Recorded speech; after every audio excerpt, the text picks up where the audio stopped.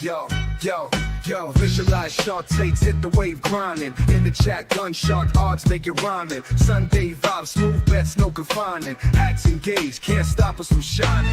Bet on the spread, liking it, keep it tight. Push the odds further, jack on a hindsight. Odds fellows mind grasping the right sight. Hats, caps on heads, winners in plain sight. Hit the like, get in the chat, feel the flow, cash it, every dollar see the bank roll. Sunday grinding picks, now you gotta know. Extra points on the screen, sharp minds always glow. Big parlays, predictions we hold. Standing tall, betting knowledge all. On a suddenly not so casual Sunday in November, it is NFL, the extra points, the big show, week 12. The Shark, the Gun, and the Odds Fellow back with us for more on this beautiful Sunday right here live on Shark and Waters Nation X and YouTube and the Guns Picks channel. Jump into chat. I'm not sure if we have broadcast issues on X. I'm checking it out right now. It is an opportunity to dominate. Guns Picks, what's going on, brother?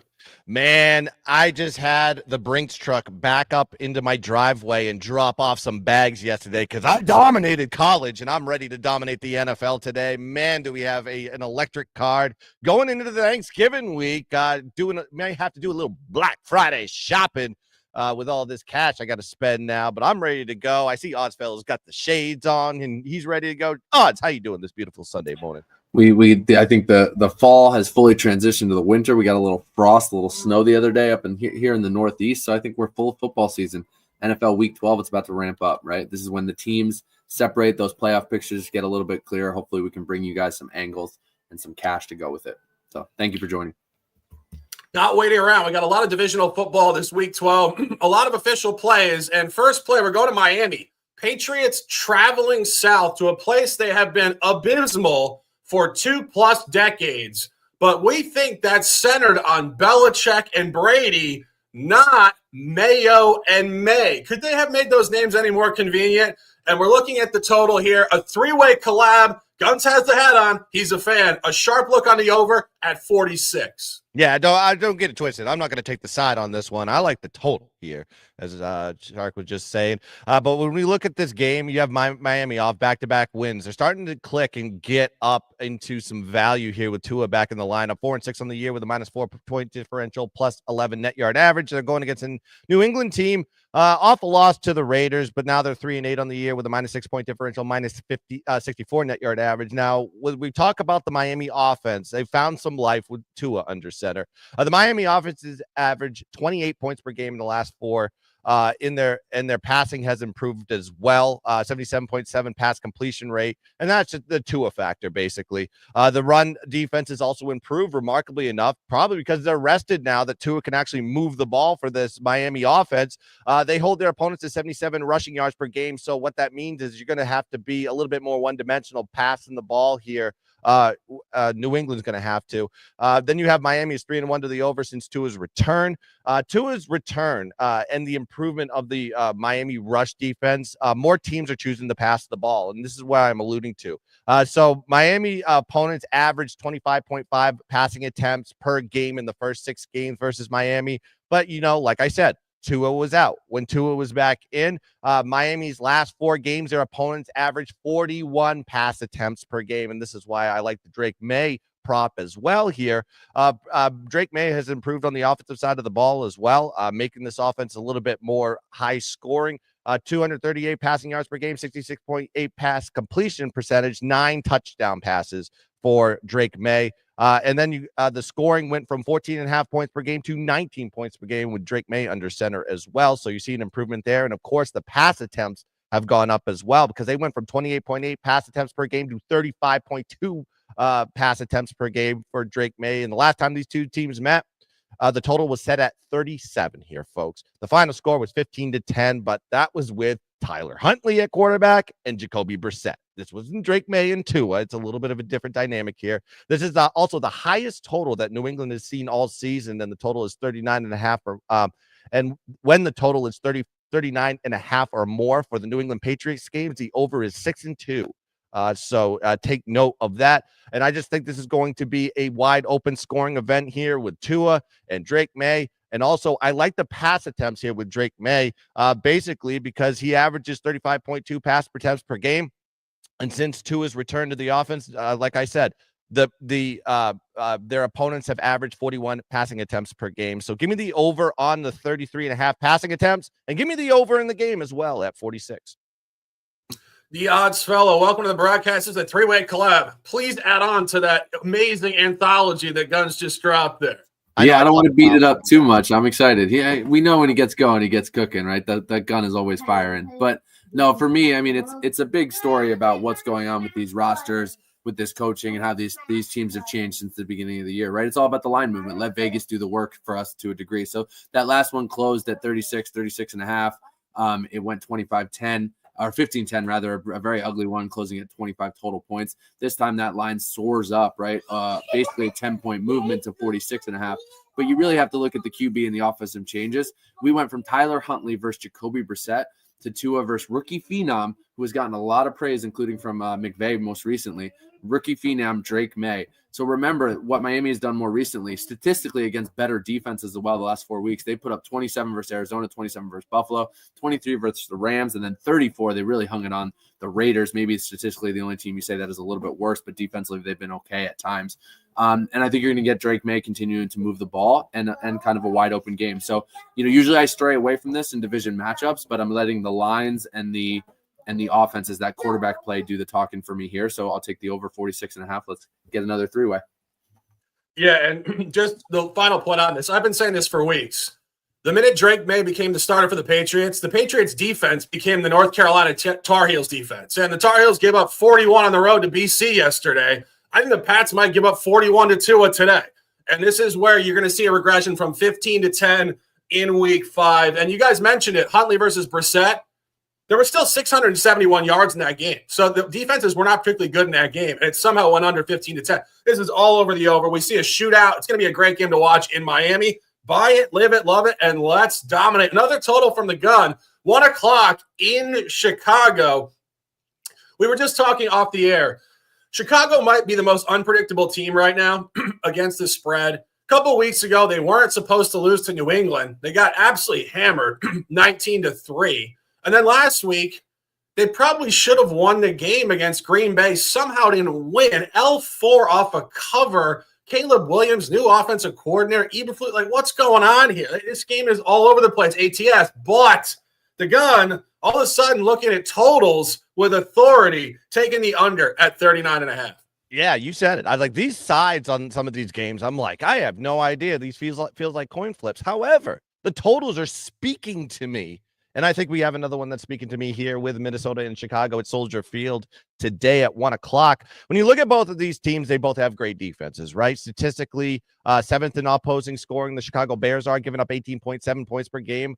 They're 4th in opposing third down conversion percentage, and they're number 1 in opposing touchdown red zone scoring percentage. So this is a bend not break type of defense here for the Chicago Bears. When you got the Minnesota defense, they're ranked 4th in opposing scoring, giving up only 17 points per game, and they're top 10 in most of the key statistical categories, including touchdowns per game, where they're ranked 7th to opponents. On the offensive side of the ball, there's an interesting way to look at this, right? We know about Chicago. Chicago has a difficulty scoring. That's why they fired their OC a few week or so ago. They're ranked 22nd in offensive scoring, only putting up 19.4 points per game. And that was against the 30th toughest schedule, by the way. So this is not a good offense here for Chicago. They just can't get the biscuit in the basket, as they say. But when you look at Minnesota, they were on a high scoring clip in their first 6 games, right? Averaging 28 points per game. However, look at what happened in the last 4 games. This team has regressed offensively, only putting up 19 points per game. And that was against teams like the Rams, the Colts, Jacksonville, Tennessee, last 4 games. Do you know what they're ranked as far as opposing scoring is? 22nd, 19th, 30th, and 26th. These aren't, the best defenses in the world. These are at the bottom of the NFL, and Minnesota still can't figure out how to score against them. Both offenses play into each other's strength as well, as far as the defense is concerned. Minnesota, pass-oriented offense. Chicago's top 10 pass defense. Chicago's offense wants to run the ball. Minnesota's defense is the best rushing defense in the league. And then you got to look at the trends here. 7-3 to the under Chicago is this season, and this is the second lowest total Chicago has seen all season. Minnesota is 7-3 to the under this season as well. And this is the lowest total that Minnesota has seen all year. This is why I think it is apparent to me that this is going to be an under here. So give me Minnesota, Chicago under the total 39.5. One quick thing on the change in the play calling. He alluded to all of, Minnesota kind of going off a cliff. They've completely simplified and changed their offensive approach here. This is just the last 2 games, but completely balanced compared to where they were. 38 passing attempts to 43 rushing attempts. In the last game, 32 passing, 33 rushing. This team now wants to run the ball. They want to protect Darnold, who's thrown a lot of picks. You got Caleb Williams on the other side getting sacked all day because he's holding on to the ball too long. He finally was getting it out a little bit quicker last week, but I think it all speaks to a great underplay. The numbers telling you that as well. I agree. I think the under in this game is the best look. And I think maybe to the surprise of a lot of people who are looking at this from the standpoint of obviously Minnesota 8-2 on the season, had some explosive offensive efforts early season. But if you look at what they're doing right now, 3rd consecutive road game, 12 points, albeit an outlier in Jacksonville 2 weeks ago at 400 yards, just turnovers to the goal line, all this nonsense. Last week, 23-13 at Tennessee. So they've become an under team. But as Ant mentioned, they've really simplified a lot of things. And Chicago, for all their offensive talent, has really struggled scoring the ball. And I think a noteworthy line here, these teams obviously did play twice last year in this division. Both went under significantly, 19-13 and 12-10. Books had the line both times last year at 43.5, and they're moving it down. And here's the interesting point. Theoretically, this should be an upgrade with Caleb Williams and these weapons versus a perceived hot Minnesota team. The last time these teams played, it was Justin Fields versus Josh Dobbs for Minnesota. So when books have an under for those two and move it even further down, given the current context of these teams, it really is a sharp under look here. At 1 o'clock, week 12 in Chicago. I see you guys in Chicago. Love that town. Hope you guys get a dub today, but it will be difficult. Staying the course, divisional football here at 1 o'clock. Guns picks another under. Tennessee, Houston, under 40.5. Yeah, divisional matchup here at NRG Stadium. I like the total here once again. I'm staying away from the side. It's too egregious in my opinion. But when we look at Houston, their defense this year, they're ranked 11th in opposing scoring, 4th in opposing yards per game, and 5th in opposing yards per play. And Houston has accomplished this with facing the 6th toughest schedule in the league. So this is a legit defense that the Texans are running here. Then you got to look at the Tennessee offense. They've just been god-awful all season, 28th in opposing offensive scoring, 25th in offensive yards per game, and 28th in TD red zone percentage. And then you got the Tennessee offense, middle of the road in the run game, near the bottom in the passing game. Houston's defense, top 10 against the run, top 5 in most key statistical categories against the pass. So, yeah, Tennessee's going to have a difficult time putting numbers up here, in my opinion. Then Houston, top 10 pass rush as well. And you got Tennessee's offensive line that's been abysmal. They're 29th in the league as far as QB sacked percentage. The under is also 5-0 in the last 5 meetings between Tennessee and Houston is an under team this season. 8-3 to the under, and this is the lowest total that Houston has seen all season versus Tennessee. And then Houston put up 34 points last week versus Dallas. Remarkable that they got that under. It took Houston to get 3 takeaways that led to touchdowns, including a scoop and score, to get that over, by the way. So luck was on. Thankfully, I had the over, but the luck was on my side on that one. And this is a divisional game between two good defenses as well. So I expect this to be a low-scoring affair in NRG Stadium. Give me Tennessee, Houston under 48.5 as the play. Yeah, and I'm officially on Houston here at -7. Did buy a little bit on that to 134. 7.5 is fine. I honestly see a blowout. I just prefer to have 7. It's just more comfortable with number. But as Guns mentioned, this Tennessee team is really inefficient. And, of course, I'm going on X this morning and seeing people buying the Titans and all the contrarian wizards out there. And, they have their day. But I always say this, and I will continue to say this for the rest of time. People that buy underdogs all the time, no matter what the environment, are just as flawed as people who are looking for short favorites in a really public format of handicapping. And when you really actually go through this particular game, of course, yet another divisional matchup. So we are data abundant going back to last year. But I think starting this year, I think Houston is really a nice ATS buy here. Only 5-5-1 ATS on the year. Started very poorly weeks 1 through 5. Now has momentum. And of course, coming off a blowout win at Dallas in primetime last week, people love to sell them because they just assume auto letdown. There's so much more complexity to pro football than just auto plays. And if you actually look at what Houston is doing this year off of a previous cover, they're actually 3-1 ATS following a cover. So they're a momentum team when they see it. Like Gunn said, when the ball goes in the hoop, they trust it more and they play better. And this is also a great buy low on Houston within the division. Houston is 0-3 ATS in the division this year and 0-2 ATS at home. And we've talked about this in the very brief, albeit successful career for CJ Stroud.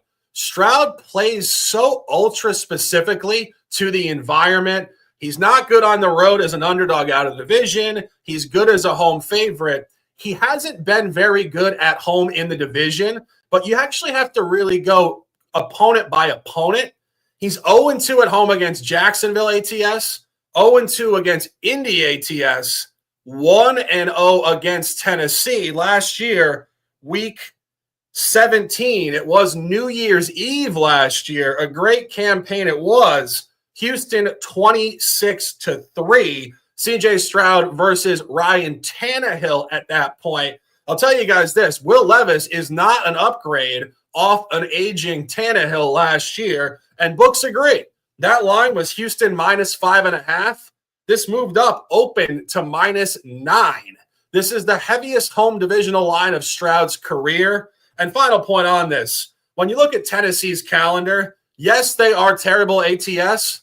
They have reset their mean very low. They're not a buy low going north to a different environment. They're 1-9 ATS, average outright loss by 14.4 points per game. And their only covers this year came against an injured backup quarterback situation in Miami and against Drake May and the Patriots, both AFC East out-of-division teams with young or backup quarterbacks. This has blowout written all over it. It's not a sell high for Houston. They're a momentum team, and Tennessee is in complete, utter disarray. Under for the gun, official for me, Houston -7. We want to talk about a few 1 o'clock games we don't have officially, but we have, of course, always the best information for you guys on NFL The Extra Points. When we named this show over the summer, the whole point, the play on words, The Extra Points, you get more information here than you will get anywhere in the world. I will stand by that. Looking at 1 o'clock, MetLife Stadium, very interesting game here. And you wouldn't normally assume that a 4-6 Bucks team versus a 2-8 Giants team, 0-5 at home, would be interesting.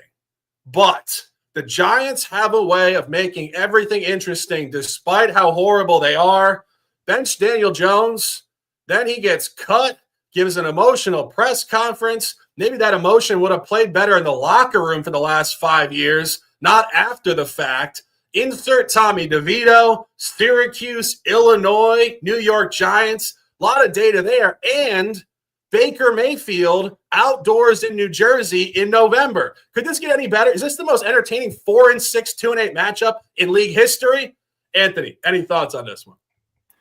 I'm shocked they went to him right after having another backup there all season long, and they bring DeVito out. They want to dust out a little bit of that chicken parm and that home cooking. It's an interesting one. Look, I actually think the one thing I wanted to talk about, because I don't think the Giants are right. I think that roster is an issue. I do think Daboll's safe.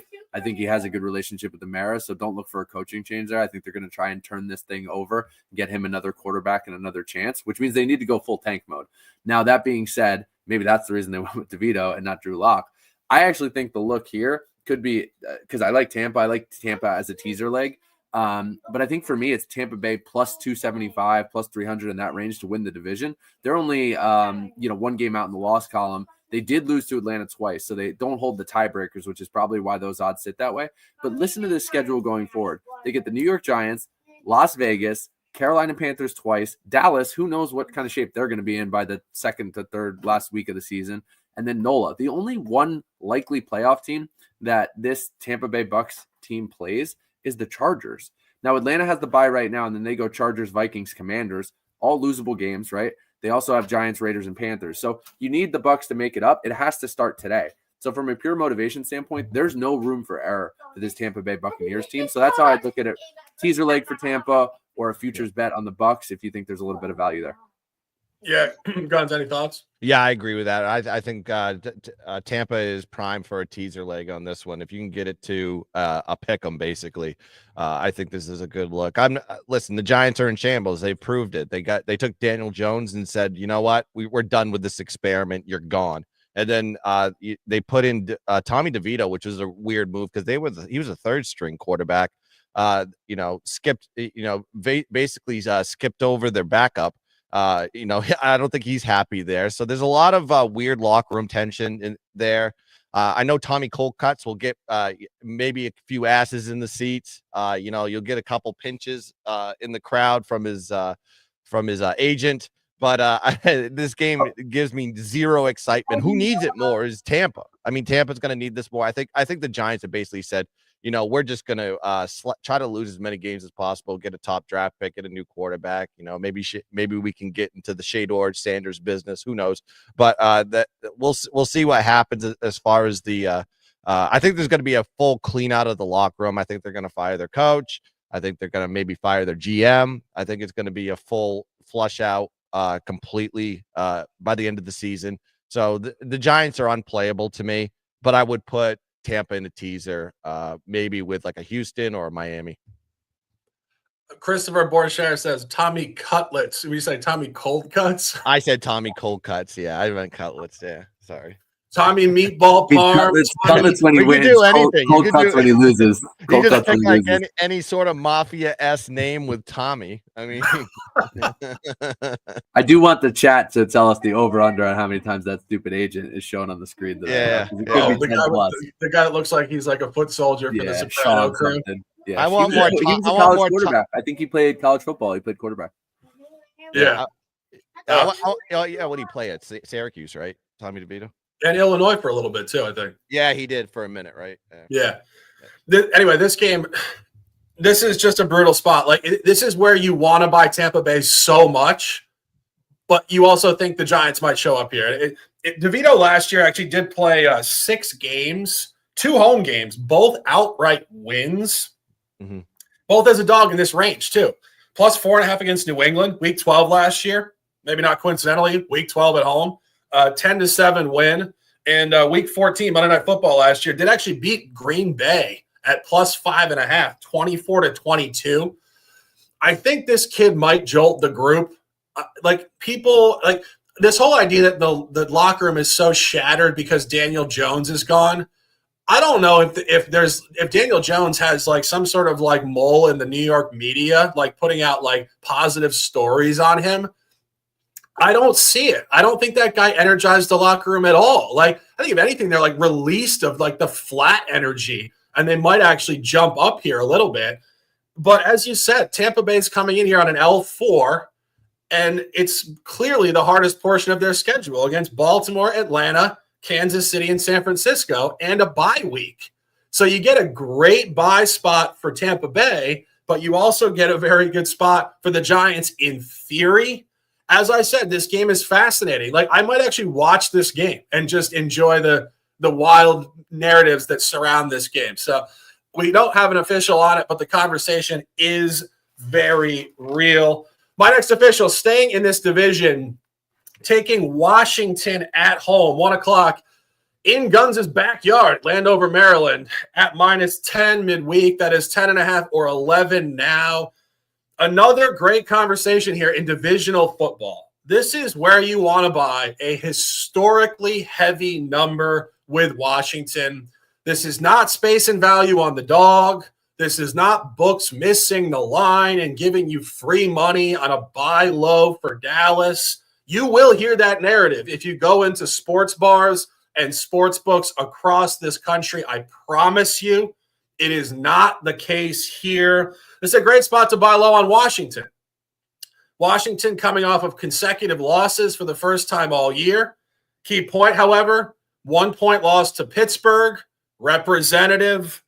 Tight loss on the road to Philadelphia. Philadelphia is 8-2, representative loss. This is where it reverses. And this is where Washington has performed very well this year off an outright loss. Took a margin loss on the road in week 1 at Tampa, came back, covered against the Giants, did dominate that game from start to finish, kicked 6 field goals, could have been a lot more margin in that game. And off a week six loss at Baltimore, came home against Carolina. I think this is the corollary here. 40-7 blowout. Key point, what was the line? Minus 10.5. So when books have Washington laying double digits, they performed to a plus 33 point differential. And you look at Dallas here. No Dak Prescott. McCarthy is going to get fired. They have no run game. The team is terribly constructed. CeeDee Lamb has had the worst body language on the sideline all year. Parsons making ridiculous quotes about the coach. They clearly don't like the guy. And who's the quarterback right now? Cooper Rush or Trey Lance? Cooper Rush hit a bit of an ATS renaissance 2 years ago, early season, covering, I think, 80% of games. Key point there, though, almost all out-of-division games. His only non-cover was against Philadelphia a couple years ago. And I was looking at the environment of this matchup, and it kind of blew me away. 14 consecutive games here between Dallas and Washington. Average margin of victory either side, 20.3 points per game. These teams have been flip-flopping blowouts for, 6+ years. I would venture to say there's no other divisional point A and point B, team X and team Y, that has this type of margin over the last 14 in the entire sport.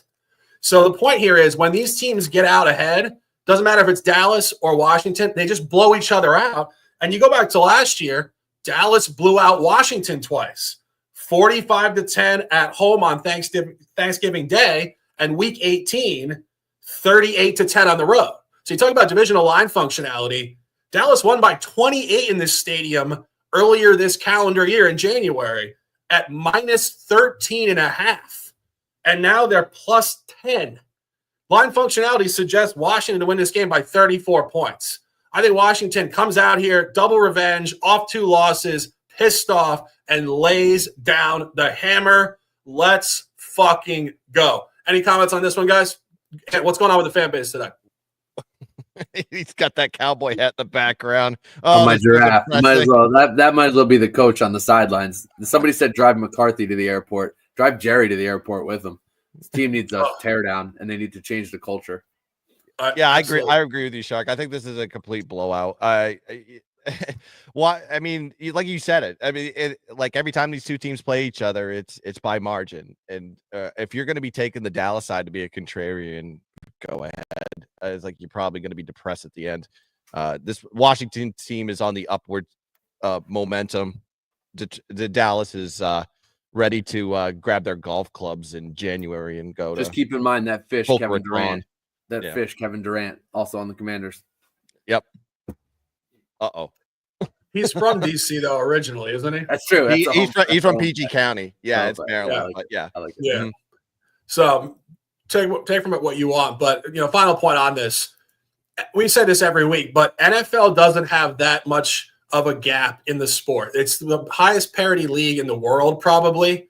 When you see a line at minus 10, don't take that lightly. That's like a rare line. That's like a mirage in the desert, basically. Particularly when you see a team like Washington, who has a rookie quarterback who is projected to, not even be close to this point. This is incredibly heavy stuff. So please don't fall into the trap of thinking the books are missing these lines. Let's dominate. A couple more 1 o'clock games here. Another really interesting conversation. Detroit Lions on the road against Indianapolis at 1 o'clock, laying 8, 7.5, 7. I know this is absolutely sharp steam coming on Indianapolis. I looked at this game in detail because I think that there is something there. I think this is kind of like the Bucs game where the conversation is really interesting. And if we weren't giving official, gambling remarks, we'd probably sit here and debate it for 20 minutes just in terms of pure debate. But let's talk about it for at least a minute here. Detroit laying a shortish number, maybe strong, not entirely sure. Guns, any thoughts on this one? Which game? Notre Dame recap. You want the Notre Dame recap? Let me tell you about it, man. Woo! Did we beat on the Army, baby? Told Detroit, you this was going to be. Detroit at Indianapolis. All right, Detroit and The Indianapolis. Anthony Richardson saga continues. We talked about this backstage. I don't have a write up on it or anything. But I kind of slightly lean towards the Colts side, and I lean towards the underside. When I first originally looked at this game, I was like, "Oh, the total is interesting," because every time that total hits 50 in Detroit games, the under is 3-1 in those spots, and then you have Detroit coming off a monster thrashing of yet another lower tiered team. But I think the situation is very odd for them, right? They come off that big home win. Now they have to go on the road to go play in Indianapolis. Granted, it is a domed, and both teams can put up points. But I think there's also a little bit of a look ahead when you got the Chicago Bears on deck in a short week. Who knows what the thought process is going into this game? You may see a flat spot here from Detroit. I know everybody got in whoever is going to be slamming Detroit today. I just don't think this is the spot here. You get it, especially, I mean, if you get it at 7 or less, yeah, I would say probably you should take Detroit. But if you can get a 7.5, I lean towards the Colts. I know I probably, if I do that, I'd probably lose my money because Detroit is just on a wild thumping. They're the best team in the NFL right now. But yeah, that's my lean on this one. I think it's Colts and unders is, if I put a gun to my head, no pun intended, that's where I'd go with the game. Yeah, anything? No, I just think it's you can see the steam moving it a little bit, right? But then on the other side, like looking at John Ewing on Twitter, and obviously he works for MGM, but he has a lot of good data on what MGM is seeing and doing. The Lions continue to be a popular pick with bettors. A Colts cover would be good. A win would make our day. So they're probably getting thrown in teases as well. It's a tough spot. Now the other side of that, just to keep it in mind, is they, despite that 9-1 record, right, and being in the driver's seat of their destiny, maybe even the number 1 seed, the Vikings are 8-2 and the Packers are 7-3. This division is tight, so there's really not a lot of room to let up, right, which plays into their favor a little bit if Dan Campbell can keep the team that focused despite the short week and the division matchup coming up on Thanksgiving. Yeah, and I think that's another theme we're going to start integrating as we get into the 4 o'clock games here.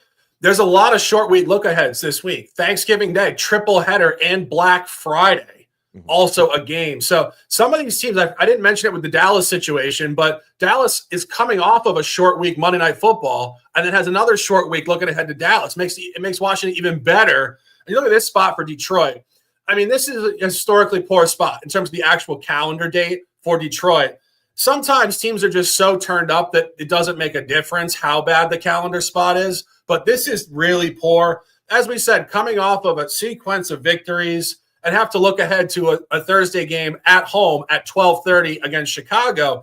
And I think this holds significant weight, more so than you would think, because last year on Thanksgiving Day at home, a very upstart Lions team lost outright to the Packers. So I think there's going to be even more of a potential for a look ahead because they're going to be so focused on not letting their fans down at home on Thanksgiving Day like they did last year. And I think that it really does open the door for Indy to keep this close, which is why you're seeing a lot of sharp steam on Indy. Indy is very good at home. Shane Steichen has this group very turned up. Richardson last week looked like a new human. Good for him. But I think the competitive quality will be there. I don't know about the total. Guns, you have further remarks? No, you mentioned the scheduling thing, and that kind of popped in my head, and I think that's why it makes that Washington play stronger. That might even hit my card now. Now I'm thinking about it, because there was a couple of teams that had that similar type of situation in their schedule. The Saints did, and the Seahawks did. Go look how they performed in that situation where they had to play 3 games in 11 days. I think the Seahawks got pummeled in every single situation, and the Saints got trounced as well. So if you have that weird scheduling where you have a Monday Night Football game, then you got to go play Sunday, and then you got a Thursday night game, that is a bad scheduling situation. And I think every single team that's been in that situation this year has absolutely gotten waxed in that spot. And then you have the second leg of it. This may make my card. I think I like Washington here. Yeah, and as I said, I think this is true. It's crazy to say because the Lions are by far the best group, or the best team in this group that's going to be playing on Thursday. It really is that big of a letdown for them because they lost last year at home on Thanksgiving. So they're going to be so focused on Thanksgiving this year to take care of the Bears. And this is a random out-of-conference game. I mean, these teams haven't played since 2020. The last time these teams played, it was Phillip Rivers versus Matthew Stafford. To talk about dating us in a 4-year window. I mean, Phillip Rivers seems like he hasn't been in the league in a decade. And, yeah, I was going to make one more comment on the game. The only deterrent for me in taking Indy here was the fact that in the last out-of-conference home game, Buffalo did hammer – or not out-of-conference, out-of-division home game, Buffalo did hammer Indy 30-20. The thing about that game, though, that I think does give some credential to Indy here, Buffalo didn't play particularly well. Josh Allen threw a couple horrible interceptions. That was kind of still in that window where the Colts didn't have a defined vision of their quarterback situation. It was Joe Flacco, and Flacco actually threw 2 picks in the first 5 minutes of the game, which actually gave Buffalo a quick 10-0 lead, and they won by 10. So if you actually just look at it in terms of that context, without the first 5 minutes, basically Flacco giving them 10 points, the game would have been tied in the fourth quarter. And Buffalo didn't play particularly well. So I really think that Indy is probably the correct side here. And final point on this, something I saw before the show, which I think is interesting. Indy runs a zone defense, most of their scheme. And historically, Jared Goff has really struggled with zone defense. I believe the statistic I saw was he throws almost a 1-to-1 TD to interception ratio historically against zone defenses. And you guys have seen this year with this guy. He will cluster interceptions. He had how many? 5 against the Texans or something? Yeah. And he had 3. And not only that, but talk about their worst performance of the year. Truthfully, you can make an argument their worst performance of the year was that game at the Texans. They did not cover the spread 26-23. They were down significantly. Goff played terribly. And a key point there, out of conference, road game at the AFC South, young upstart team.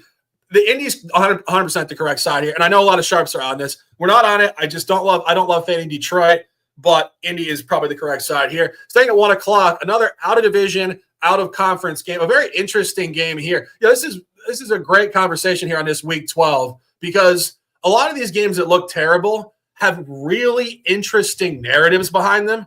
Chiefs 9-1 at Panthers 3-7. It looks like your average grease fire disaster game. No, all of a sudden Carolina's competing.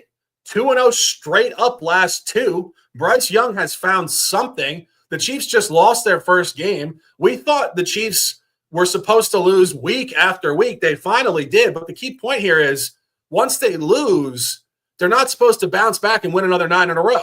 And I'm not saying they're going to lose to the Panthers. I do think the Panthers could keep this tight. And any thoughts on this one? Yeah, it's if you look at statistically what Kansas City has done on offense, it hasn't been a lot. It's been the defense, and it's been taking advantage of what's given to them late. Obviously, maybe a couple little penalties sprinkled in there, but it's not a team that's blowing people out, right? And that's where that fight and that Carolina, some of the changes that they've made on offense could come into play. Where maybe this is a backdoor. I wouldn't be comfortable laying as much as I'm not comfortable taking it.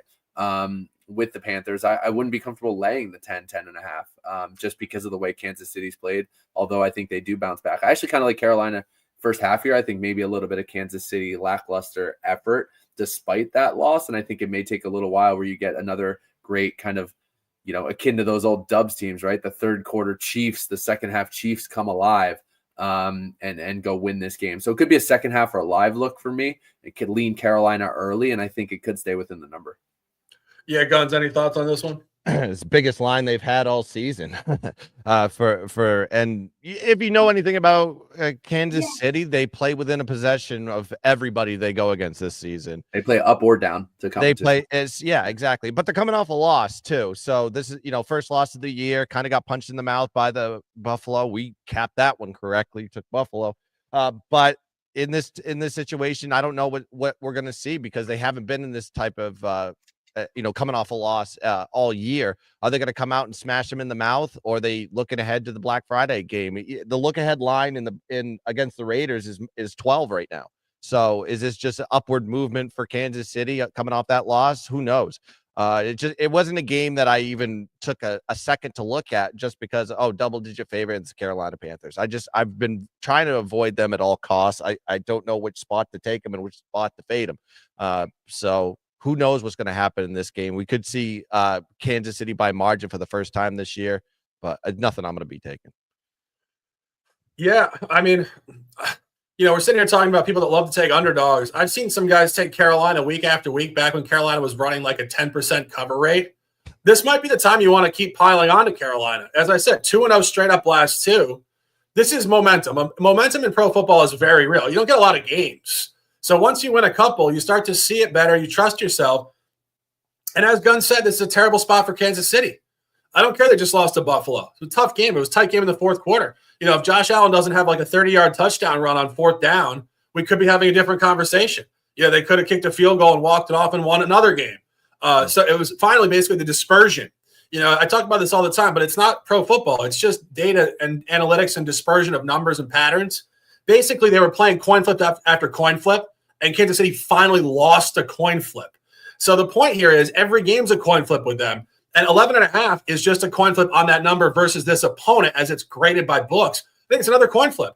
And I honestly think that the look ahead to Black Friday game is real. I mean, you've seen this week, the year after year with Kansas City.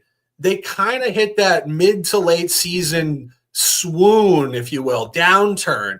I remember last year they played a handful of really poor football games late season. They lost outright, I believe, to the Raiders on Christmas last year. At home. It's one of those things too. When you're running a clean sheet, there's a lot of pressure to win every game. And when you finally lose one, you kind of take a breath and you're like, all right, we don't have to keep pressing. Like, we'll reset. And it's not so much get your energy back 4 days later. Get your energy back December 15th for the stretch run in the playoffs. I think you could see another lackluster effort here from Kansas City this week. If I had to free play this, I would lean towards the Panthers to lose inside of 10 points. So a great conversation and the intrigue of statistics, patterns that apply to pro sports. Far more than just knowing the players and watching the games, gentlemen. We appreciate you guys for listening to these type of conversations. Staying the course, we're going 4 o'clock, 3 games, a bunch of officials. We love the 4 o'clock slate today. 4:05 in Las Vegas, Allegiant Stadium. Broncos on the road at the Raiders. Guns was up overnight watching Notre Dame, Colorado State, Nevada. I don't think he slept. He's capping totals like a certifiable guru. Another total in this game, over 41. I gotta work for the people. People expect me to know everything about college, and guess what? I absolutely murdered the board yesterday, and I was elated. Had some libations, enjoying the Notre Dame Irish win, and now I'm looking at totals in the NFL. This is a grind. Corporate Guns is in effect. But we have Denver versus Las Vegas, right? Allegiant Stadium, Las Vegas, Nevada. 4:05 is a kick. Divisional matchup, indeed. We have Denver 6-5 in the year going against a Raiders team that is 2-8 on the year and on a 6-game losing streak, right? With the Raiders, one of the worst teams in the league as far as giving up points to opponents. They're 29th in the league in that statistic, giving up 28.5 points per game. In their 6-game losing streak, teams are scoring 8.9 points above their season average. This is so when you play the Raiders, you're going to have yourself an offensive day. The Raiders have also given up 31.3 points per game to their opponents on this losing streak. So there's an upward tick in regression in the Raiders defense. And then when Denver loses, their production is low, but in their wins this season, their offense has flourished. Denver averages 13.2 points per game in their 5 losses. In their 6 wins, they average 28.2 points per game. So if you think Denver's going to win this game, and I think that they're going to trounce them, you're going to see a high-scoring affair from Denver. Last time these two teams met, Denver won the game 34-18 as 3-point favorites at home, and now they're 6-point favorites on the road. That gives you an indicator from the books that's telling you Denver's going to smash this Raiders team, in my opinion. I'm not on the side, but the total is more intriguing because the total was 36 last time these two teams played. Now it's 41. Gives you an indication of upward movement in the scoring. The over is 5-1 in Raiders' last 6 games, and Denver is 5-2 to the over in their last 7 games. So while you think Denver has a good defense, they can hold teams to low scoring. There's a contrarian spot there where they got to be taking the over here. The Raiders putting up 20 points per game in the last 4 games as well. So that I think with Denver being able to get over that 30, maybe 28, or get into that average with like they've been doing in their wins. And then you have the Raiders putting up 20 or something like that. That's going to get you enough for the over here. So the over set at 41, and I love it. Denver Raiders over 41. Yeah, I just want to give a shout out to the chat. We see our guy Galen in the house. What's up, brother? Peter Gracia, of course, dropping the fire. Anthony interacting. He's on his phone right now, live here, shooting it up with the people. And, of course, Joey Harb says, I don't say this often, Minnesota -3 is a smash play today. We actually agree numerically. It is a Minnesota spot. When you see the Vikings laying points on the road with this current roster construction, it's a strong spot. Full discussion prior in this broadcast, but staying center here, 4 o'clock in Vegas. I'm officially on Denver at -4.5. That is 5.5 now. And this is another one of those spots. Some people love the dog. I saw it all over X. Guys, there's far more complexity to capping sports than just fading a 6-5 team off a win and finding a 2-8 team at home. And I'm going to go through it. You look at Denver here. Denver's 6-5 straight up, 8-3 ATS. Their 4-0 ATS is a favorite. And that's a really noteworthy point because it means that books have adjusted to the strength of this team very quickly. A team that was not expected to be favored really in any games this year with rookie quarterback Bo Nix. So when the books have them favored, when you are taking the dog here, you're actually saying to yourself, sports books, multi-trillion-dollar algorithms know nothing. And me, the guy who's doing this, knows everything. I encourage you to think more clearly, and you really start to look at the actual competitive dynamic of this game. Denver is coming off of a win. Yes, a blowout against Atlanta, but they did lose the 2 games before that. So they're actually 1-2 straight up last 3. So you can make an argument it's a buy low here for Denver, and Denver has significant motivation in this game, barely ahead of Indianapolis, Miami, and Cincinnati at the back end of the AFC playoff race. And this is not a team that just caught some wind, some luck, this, and that. This is Sean Payton, a Super Bowl winning coach. And this is Bo Nix, who transferred, obviously, in college from Auburn to Oregon. But key point, if you listen to this guy, it's like I talked about with CJ Stroud. Some of these rookie quarterbacks, second-year quarterbacks, have the mental game of a person far, far older. This guy, Bo Nix, is very mature. I think the Payton-Nix combination is just not going to let down here because, again, they're only 1-2 last 3 straight up. They're not hot. They're cold. And you look at the Raiders. Hate to say it, guys. The Raiders started 4-4 ATS. When you're starting Aiden O'Connell and Gardner Minshew and you're moving parts all around, 4-4 ATS is a heater. They're actually a sell statistically. And you saw it the last 2 weeks, cratering down, got blown out at Cincinnati. Cincinnati hadn't covered a home game until then, and they hit them by 17, 41-24. And last week at Miami, 34-19. So now you go from Cincinnati to Miami, back home for 1, and then you have Kansas City on Friday afternoon on the road. Brutal trap home sandwich one-off spot, and that's a Kansas City team that they played tight at home a couple weeks ago. Huge revenge game against the champs in their next game. And truthfully, that game last week against Miami was a little closer than it looked. Miami got a late touchdown to get to that 15 margin. It was right around a touchdown. So this is not so much that the Raiders played horribly and you're buying low. They actually competed aggressively last week. And as I said, one-off, back on the road, short week, terrible spot. And final point, divisional line functionality and a really nice buy low on Denver in this matchup. I can guarantee you people didn't look at this stat. Sometimes you have to zoom out in the matchup to see what's happened over the last few years. Las Vegas is actually 8-1 straight up, 7-2 ATS last 9 against Denver.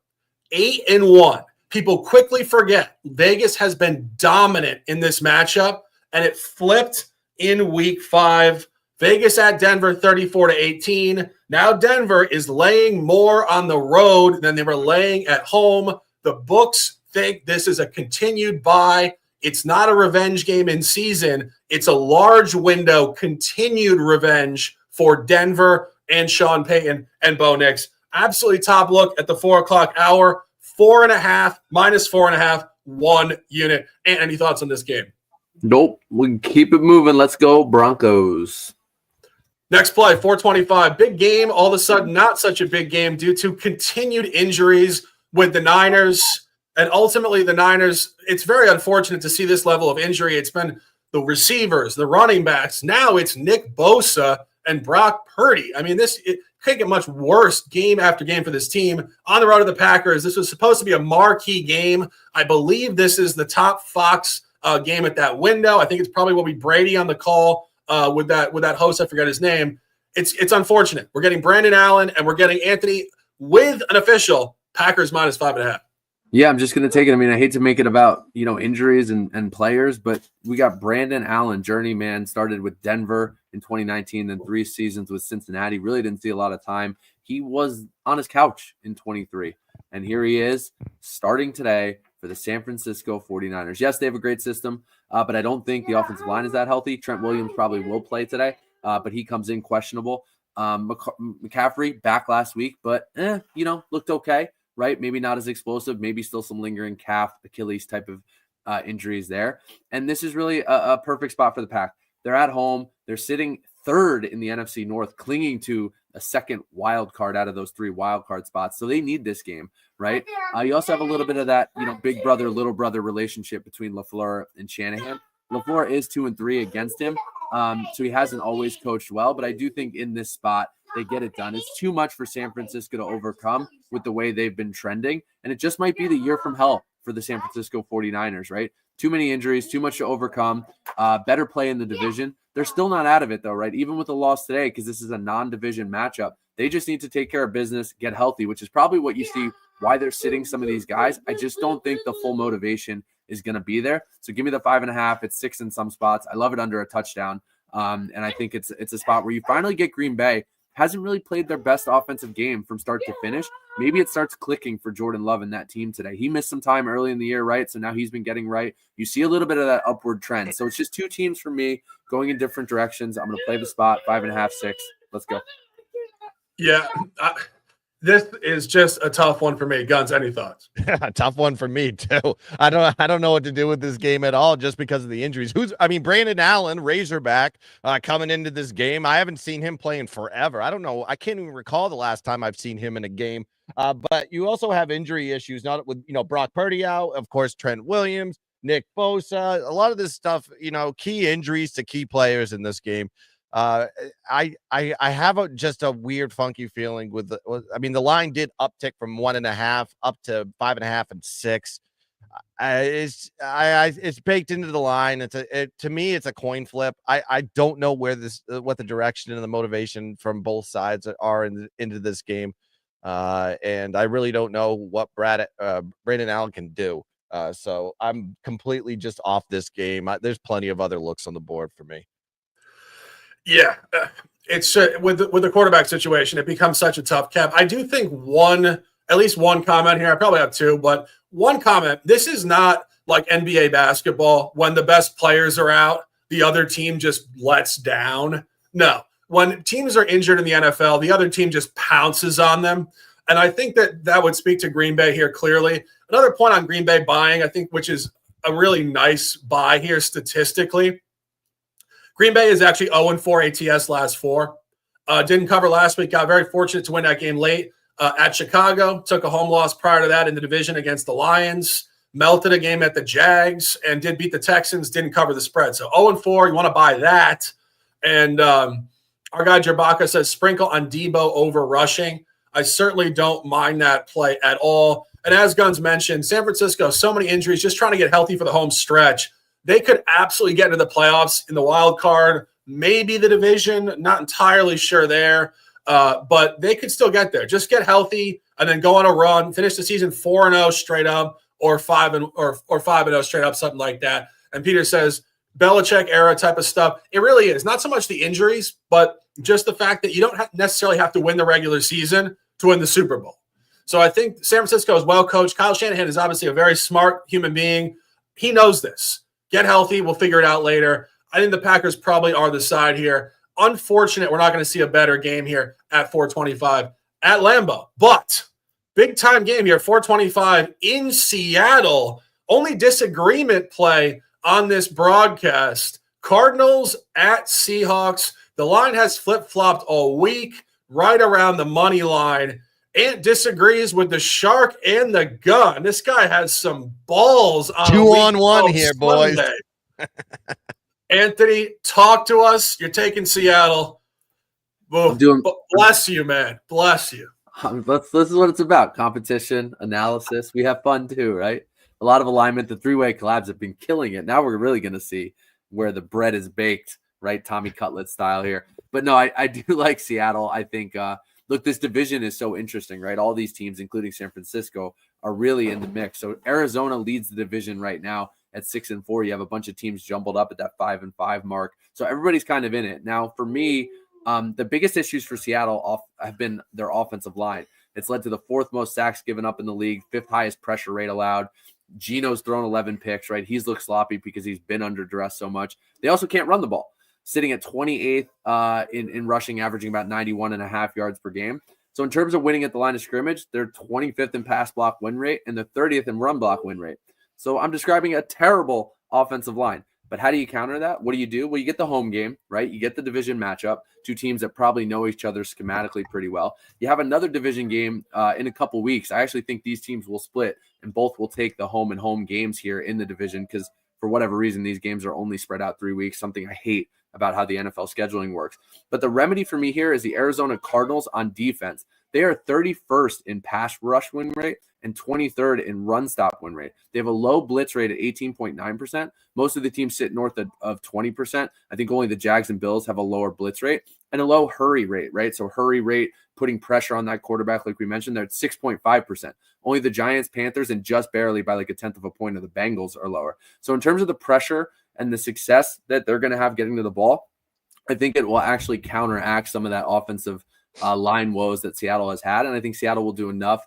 This is at a pick 'em, right? So it's really, you just need this team to win outright. And I think that's going to play into what Geno Smith and this team can do. Coming off a big win last week, another big win in the division and a big comeback. So, statistically, some of the numbers that these guys will get into might work against me, but I love the matchup here. I think these teams split. So in 2 or 3 weeks, you may see me back here on the other side, the home team then in the Arizona Cardinals. Today, give me the home team, and that's the Seattle Seahawks. Pick them. Let's go. Guns picks. Enlighten us on the other side. I have comments. I'm fired up. I'll say this. If you think there's going to be a split, I think you just got it reversed because the way these two teams play, Seattle at home has not been very good. I mean, you can take the Denver game and you can take the Miami game into consideration in their first 2 home games. But remember, Miami didn't have Tua. And then, of course, it was Bo Nick's first game of his career. And that was actually a close game. He played really well in this one. But when we're looking at this divisional matchup here, Arizona 6-4 in the year and on a 4-game win streak. They're upward momentum, as we say here on the show. And then we have Seattle coming off a nice win on the road versus divisional opponent in San Francisco. So the highs of highs are coming from the Seattle team. Then Seattle, like I said, underperformed at home. 0-4 straight up in ATS in their last 4 home spots, losing by an average margin of 12 points per game. Arizona's just done well versus facing divisional opponents this season. They're already 2-0 straight up in ATS in those spots, and that was against the Rams in San Francisco. And then Seattle had Arizona's number historically in the last 4 games. But this is a different Arizona team here. And you have an Arizona team that is winning divisional games, and they've covered their last 4. I just think Arizona is going to flourish here versus divisional opponents like they have all season. And they're going against a Seattle team that has just been awful at home, especially in their last 4. I'm just going to continue to fade this Seattle team at home. And when they're on the road, it's a different story. But I'm going to take Arizona here on the money line, -108. Yeah, I agree. And I'm on Arizona at +1.5. And I think really the key point here again in these divisional matchups is zooming out. As Guns mentioned, Seattle has owned this matchup in recent history, going 4-0 ATS previous 4 before a non-cover 1-point win in week 18 last year. And this is where you talk about the law of averages shifting over a wider period of time. When Seattle had dominated against the spread going 4-0 ATS, then they won but didn't cover. That leans towards an outright loss. And if you actually go to that box score in week 18 last year, Arizona dominated the game at home. They lost 21-20, 466 yards versus only 322 for Seattle. And Arizona, Matt Prater, maybe the beginning, probably not the beginning, but certainly another one of these kickers just not hitting kicks. missed 2 field goals on the final 2 drives to not win that game. So you talk about a loss that will sting. This is Jonathan Gannon, a good coach, and it was Kyler Murray playing that game. This is what they're talking about this week in the locker room. Guys, we should have beaten them last time. 2 missed field goals, dominated. Let's go kick their ass. And it's like I said with the Denver take. Vegas had dominated for seasons. Now the momentum is shifting the other way. And speaking of the momentum shifting the other way, again, you have to zoom out with Arizona.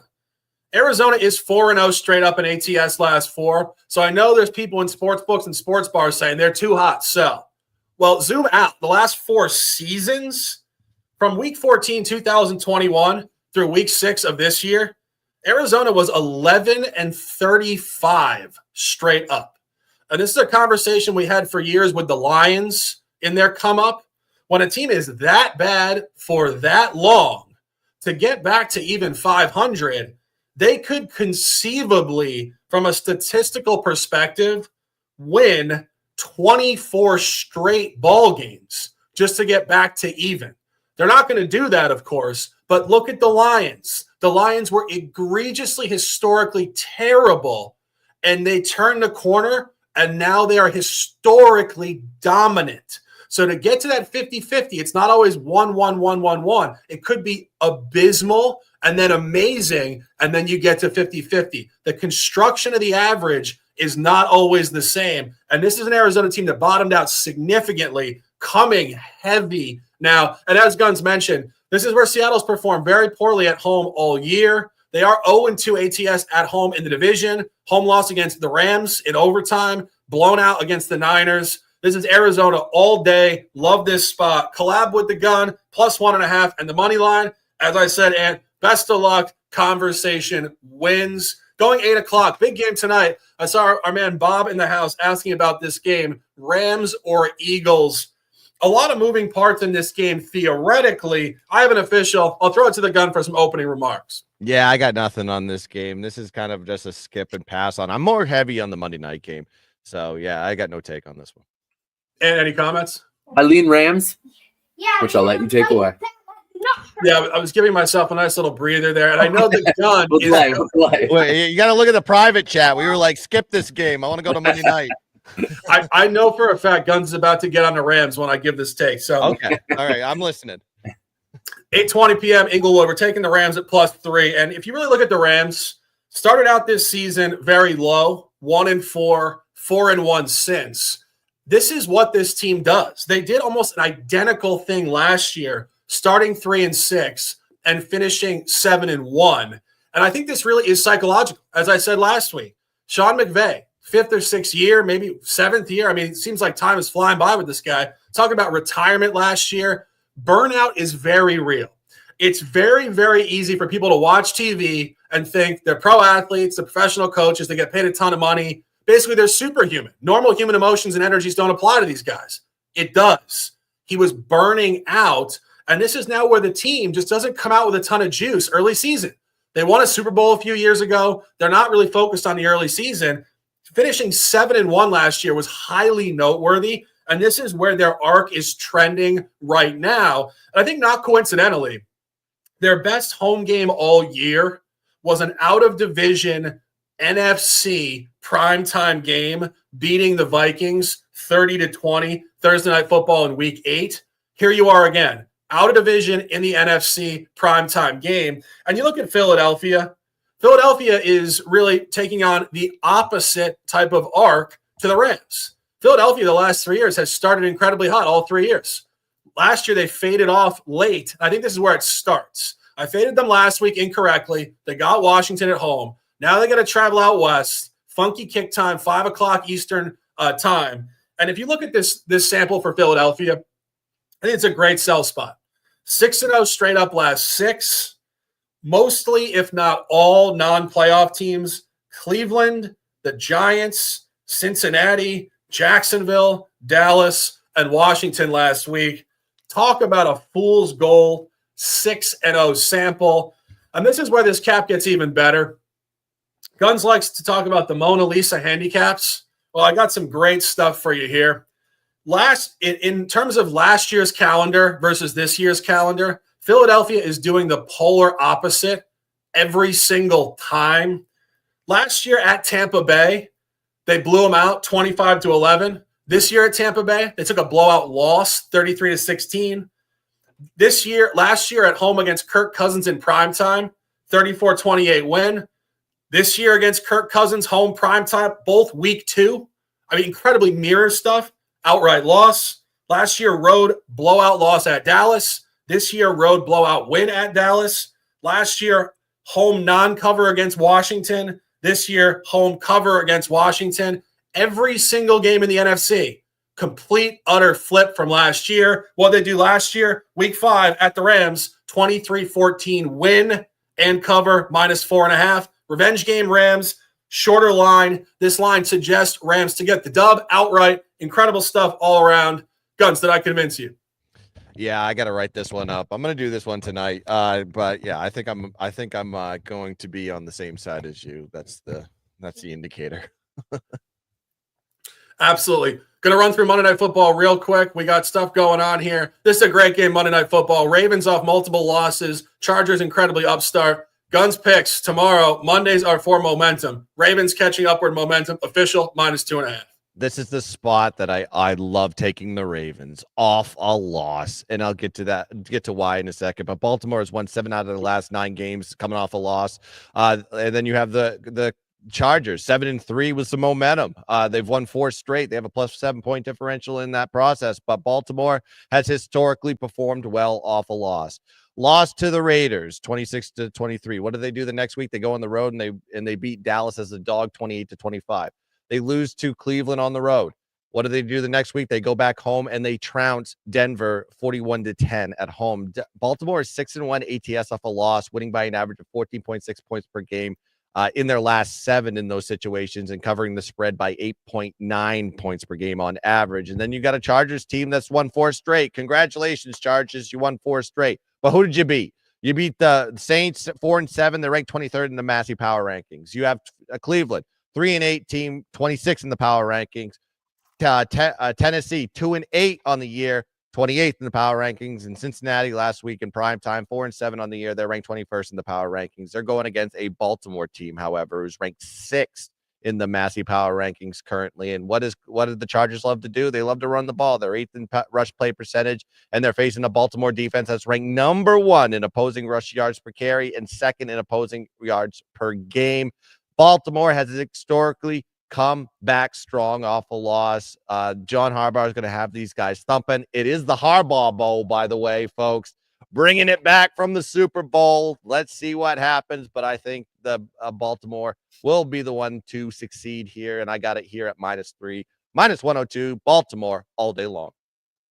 Yeah, I wouldn't disagree. I will be looking at this more tomorrow. Hour and 8 minutes in the books. NFL, the extra points, the big show, week 12. We appreciate you guys immensely for hanging out with us for over an hour. We love to bring you the top picks, analysis, hype, and conversation. My 6 top plays: New England, Miami over 45.5. That is a 3-way collaboration play. The Shark, the Gun, the Odds Fellow. Washington -10, Denver -4.5, Arizona +1.5 collab with the Gun, and Houston -7. Guns over 46 Miami, Minnesota, Chicago under 39.5, Tennessee, Houston under 40.5, Denver, Las Vegas over 41. 4 totals for the Gun. Take note: Arizona -108 and Baltimore -2.5.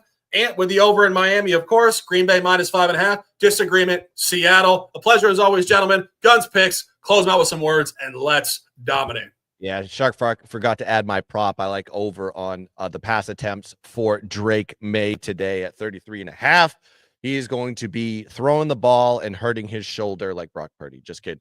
But that's going to do it here for the extra points. Make sure you like and subscribe to the Gunsmith channel. Make sure you like and subscribe to the Shark and Waters Nation channel and support us. We're doing this for the low price of $0.00. And also check us out all on X. We have the _odds_fellows. Sharks in Sports 88 and Guns Picks on all social media platforms, X, Instagram, and TikTok. I also do dances on TikTok. You want to go check that out? No, I'm just kidding. I just post clips from the show. But that's going to do it here for the extra points. Let's cash some tickets. Let's dominate the board. And as always, oh, let's keep dancing. Bye.